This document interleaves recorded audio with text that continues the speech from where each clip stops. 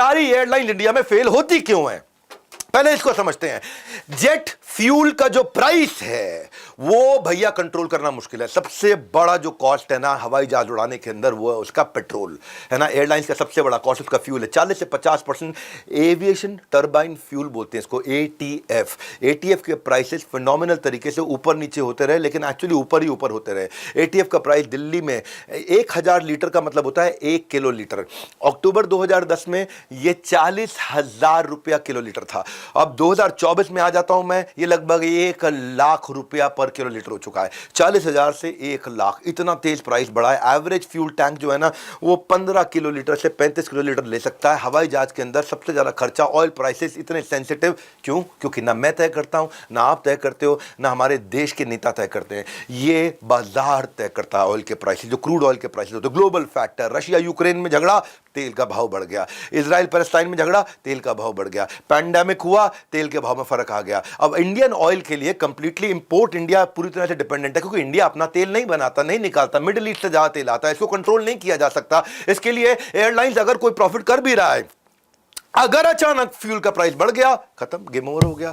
Safety margin चाहिए। Indigo ने क्या किया, जब ऑपरेशन कॉस्ट अनबेरेबल हो जाए तो प्लेन आसमान में नहीं खतरों के बादल में उड़ने लग जाता है, खतरे में आ जाता है। पेट्रोल का चक्कर है, सबसे भारी खर्चा पेट्रोल का है। और उसमें दूसरा कारण क्या है पेट्रोल में ऊपर नीचे होने का, क्योंकि डॉलर कैसे एयरलाइन इंडस्ट्री को इंपैक्ट करता है। भाई हम खरीदते कैसे हैं, डॉलर जाता है तेल आता है, भारत से डॉलर जाता है तेल आता है। एग्जांपल समझ जाओ, 2005 रुपए में $1 44 रुपए का था, 2014 में $1 62 रुपए का हुआ, आज 2024 में $1 84 रुपए का हो गया। यानी कि बैरल उतने का उतना है, पर डॉलर अब ज्यादा जा रहा है उस बैरल को खरीदने में, उस पेट्रोल को खरीदने में। अब बात हुई है कि तेल का प्राइस, डॉलर का प्राइस, उसके बाद फ्लक्चुएटिंग डिमांड। अगर कहीं झगड़ा हो गया, कहीं लफड़ा हो गया, कभी इस समय बांग्लादेश में झगड़ा हो गया, सारी की सारी फ्लाइटें जानी बंद हो गई। बिजनेस एक्टिविटी पर डिपेंड करता है, जहां ज्यादा बिजनेस एक्टिविटी वहां ज्यादा एयर ट्रैवल, जहां ज्यादा एयर ट्रैवल वहीं ज्यादा बिजनेस चलेगा। अब पैंडेमिक आ गया, स्ट्राइक आ गया, या कहीं पे बहुत तूफान आ गया, या कहीं पे बाढ़ आ गई, या कोई ग्लोबल फैक्टर हो गया, एयर ट्रैवल कम हो गया। एयर ट्रैवल कम हो गया, जहाज में कम लोग जा रहे हैं, जहाज में कम लोग जा रहे हैं, जहाज की कॉस्ट उतनी है, कमाई कम हो गई। प्लेन जितना खाली उड़ता है, लॉस उतना ही ज्यादा बढ़ता है। प्लेन जितना खाली उड़ता है, लॉस उतना ज्यादा बढ़ता है। जैसे बांग्लादेश में अनरेस्ट हुआ, सारी फ्लाइट सर्विस बंद।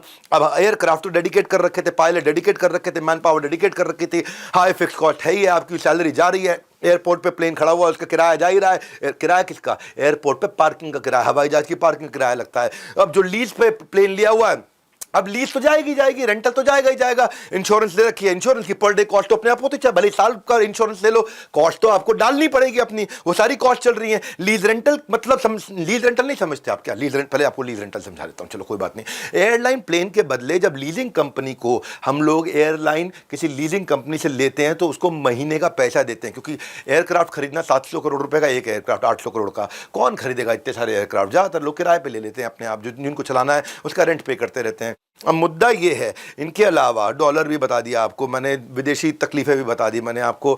ये सारे खतरों के अलावा एक खतरा ये है, प्रॉफिटेबिलिटी बहुत लो है। क्यों? प्लेटफॉर्म और एग्रीगेटर आ गए हैं, सब कंपेयर करके दिखा देते हैं। भैया अब दिल्ली से मुंबई जा रहे हो, इस समय किस में जाओ? इंडिगो में जाओ, जेट में जाओ, किस में जाओ? जेट तो खैर नहीं है, एयर इंडिया में जाओ या विस्तारा में जाओ। ट्रांसपेरेंट प्राइस है, ट्रांसपेरेंट, सबको मालूम है। ये हवाई जहाज सुबह 8 बजे वाले इतने रुपए का, 9 बजे वाले इतने रुपए, रात को 3 बजे वाले 3 बजे भी उठ के आदमी चला जाएगा, बोला 1000 रुपए बच रहा है भैया, 3 रुपए। कॉम्पिटिटिव प्राइस पर टिकट बेचना पड़ता है, और क्योंकि इंटेंस कॉम्पिटिशन है, और तो जो है अगर थोड़ा सा भी फेयर बढ़ा तो कस्टमर किसी और एयरलाइंस की तरफ बढ़ा है जी। थोड़ा सा फेयर बढ़ाओ, कस्टमर आप देखोगे कि आपने बढ़ाया, कस्टमर कहीं और चला गया, उसी समय उस तरफ बढ़ जाएगा वो।